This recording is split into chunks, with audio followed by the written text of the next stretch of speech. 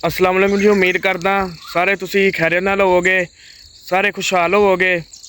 कि अज मैं गल करना चाह रहा हाँ कि बहुत सारे जेह्ड़े लोग ने वो सोशल मीडिया ते लगे ने कहन जी किसान क्यों रो रहा वे, या किसान तो 2 साल पहला जी गंदम सी 5400 सी कि उदों तो बड़ा खुशहाल सी। मैं उन्होंने कहना चाहांगा कि उदों के जेह्ड़े वज़ीर आला साहब सन उन्होंने एक अच्छा फैसला किया सी, किसान खुशहाल हो सके। लेकिन अज 2 साल हो गए ने, कोई रेट को नहीं। पिछले साल भी किसान की गंदम इंज ही रुली, ऐतकी भी इंज ही के जेह्ड़े वज़ीर आला साहबा ने हूँ दे मौजूदा साडे उन्होंने भी कहा सी पिछले साल के किसान जिहड़ा वे बेदरक हो के गंदम उगाए।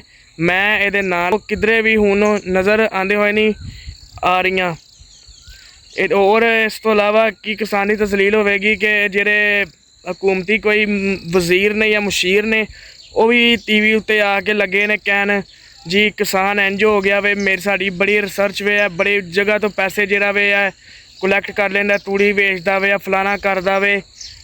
गल है वे कि बस उन्होंने किताबां उत्ते पढ़िया, उन्होंने कोई इस चीज़ का मैं कहना मैं कोई रत्ती बराबर भी कोई पता नहीं, ना ही उन्होंने कभी कोई किसी ने कोई खेतीबाड़ी की है। हुकूमत नूं ते चाहिदा वे कि किसी जिमीदार दे बाल नूं कोई वज़ीर बनावे एग्रीकल्चर का, वो फिर तुहानूं दसे कि इहदे उत्ते कितनी लागत होंदी है या कितना इत्ते खर्चा है, फिर कोई गल बने। तुसी चुक के जेह्ड़े एसियां वाले ने, एसियां दे अंदर बह के जिन्हां ने सारी उम्र अंदर बह के खादा होवे, उन्होंने तुसी उठ के अपना एक खुशामदी वज़ीर बना दो। उन्होंने टीवी उत्ते आके इंज दियां ही जेहड़ियां फिलासफियां होंदियां ने वो छड्डनियां होंदियां।